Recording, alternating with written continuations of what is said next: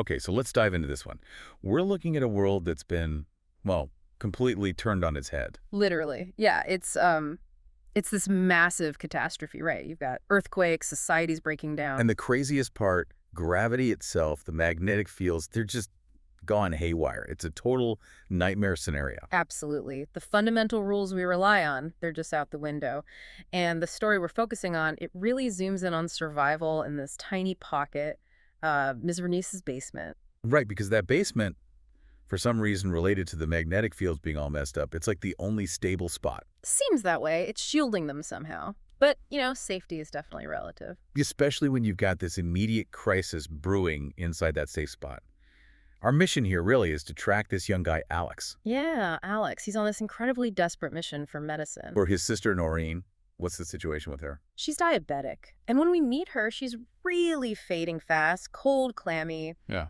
She needs insulin, like, right now. So this journey Alex goes on, it's not just about finding supplies. No. It's a real testament to sheer will, ingenuity against just completely absurd, overwhelming odds. Okay, let's picture this sanctuary then. The basement.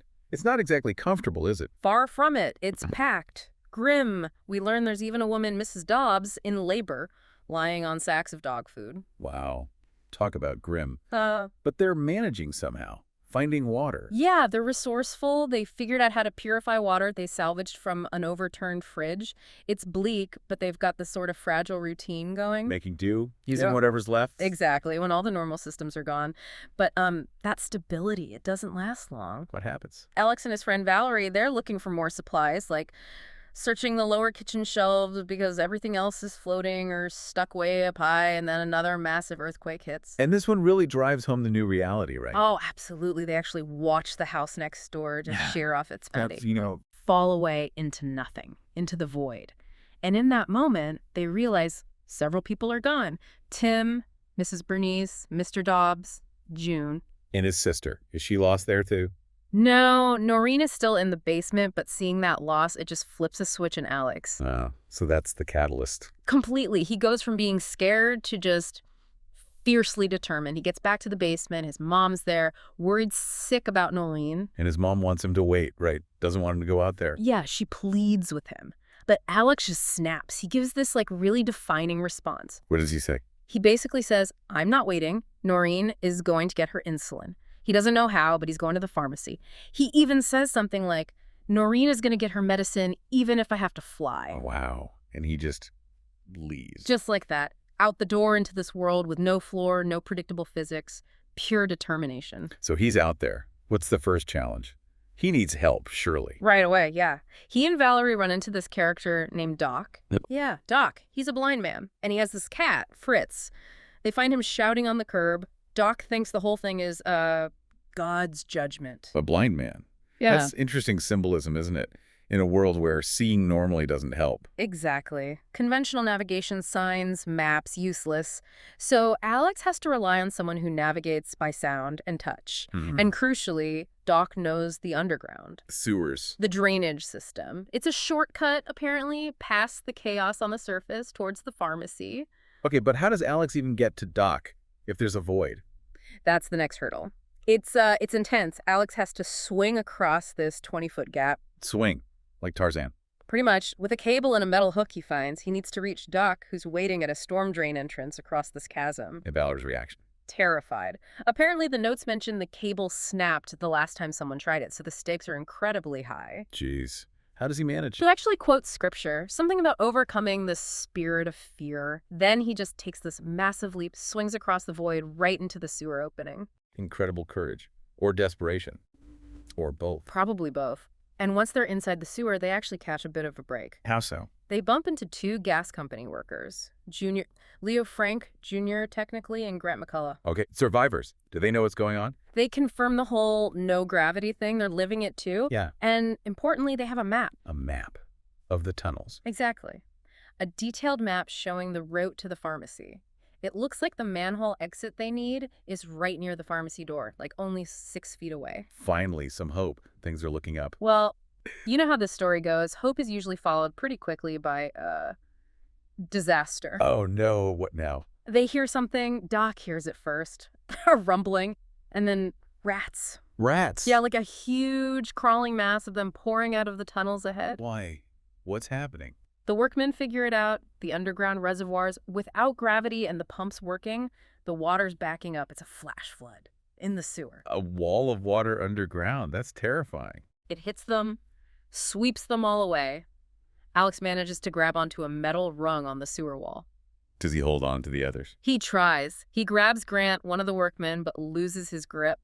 Grant is left dangling through an open manhole above them. Dangling up into the sky. Exactly. He's desperately trying to pull himself back in, and then, well, it's just brutal. A big rat falls from somewhere and lands right on his face. Oh, God. The shock just makes him let go, and he falls up into the open sky, gone. Just like that. Senseless. Totally random, driven by the chaos. Alex is just left there sobbing.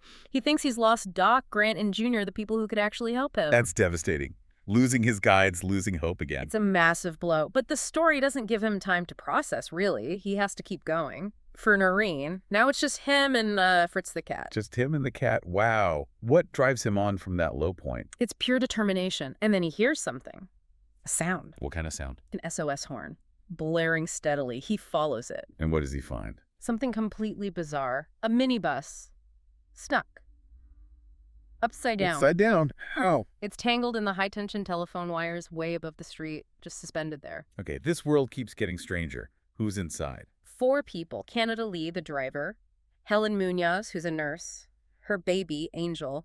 And this really cynical businessman, Kevin Herney. A businessman? What's he doing? Placing bets. As soon as Alex shows up, Herney starts offering 10-to-1 odds on whether Alex will fall trying to reach them. You're kidding. The world's ended and he's taking bets. Yeah, it's kind of chilling, isn't it? Shows that some parts of human nature just persist, no matter what, even in total chaos. Unbelievable. So how does Alex even attempt a rescue here? High wires, upside-down bus. This is where his ingenuity really kicks in again. He uses the pegs on the telephone pole to climb down towards the wires, but he brings supplies. What kind of supplies? Wooden planks. He's tied them to his waist with cable. He gets onto the wires and basically creates a makeshift bridge, laying the planks down, inching across, balancing precariously. That sounds incredibly dangerous. Totally. Slipping, struggling. But he makes it to the bus store. Okay, he's there. But how does he get them back? Especially the baby. The baby solution is amazing. Pure resourcefulness.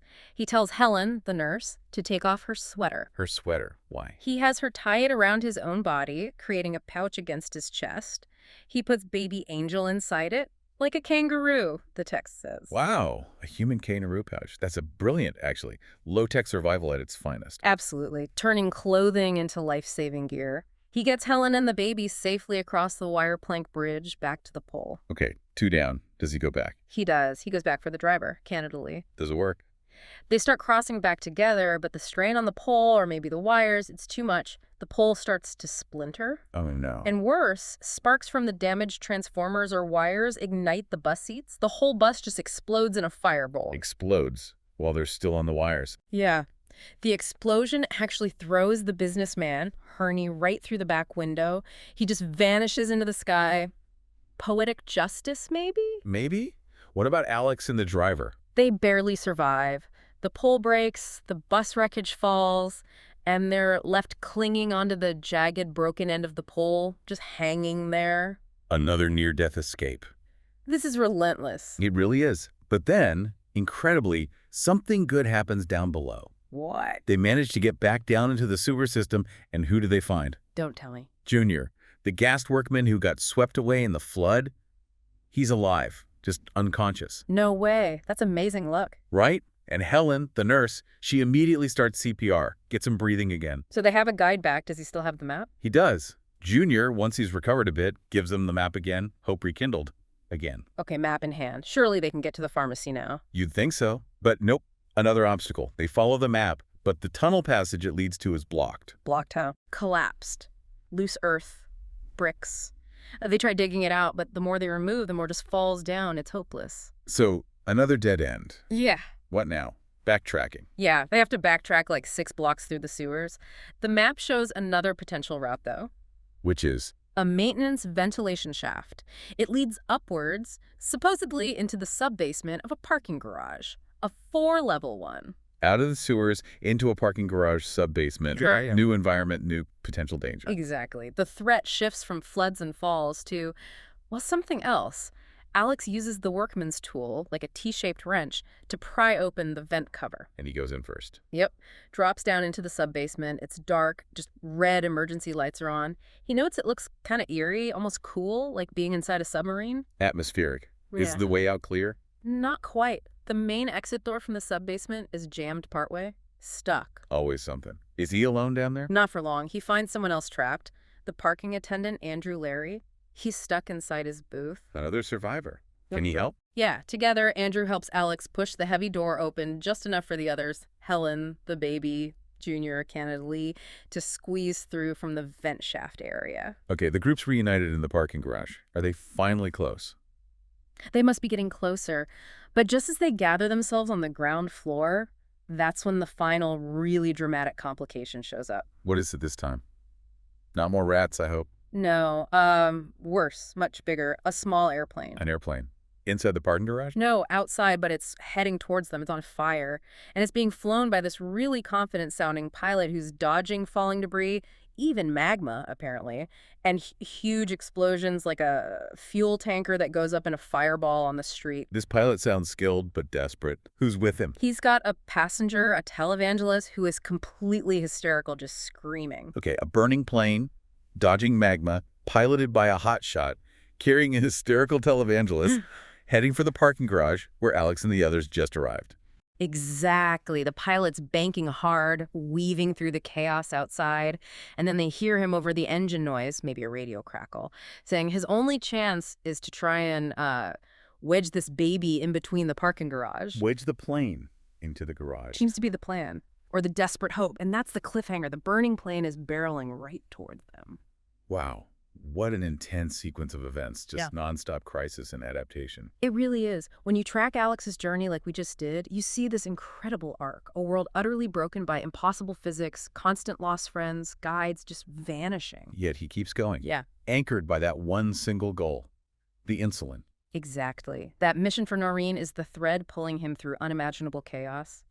And the ingenuity on display, it's stunning. Yeah, using sewers as roads, those planks on high wires, the sweater as a baby carrier. It really shows that survival in this kind of extreme scenario isn't just about being strong, is it? It's about commitment, absolute focus, and this kind of unconventional thinking, resourcefulness. Relying on a blind man for directions, using everyday items in life-or-death ways. It turns everything upside down. Which brings up a really interesting point to maybe leave you, the listener, with. The whole narrative hinges on this turned upside down world. They relied on things that seem counterintuitive: blindness for sight, a sweater for safety. Right, so thinking about that. Yeah, think about your own daily life. If the basic rules, the physics you count on, suddenly went sideways like this, what systems or assumptions that you rely on every single day would suddenly become completely useless? Good question. And conversely, what seemingly small things, maybe overlooked skills or even just personality traits like Alex's determination, might suddenly become absolutely vital for survival. Something to chew on, perhaps, as you think about how fragile or maybe how resilient our own reality actually is.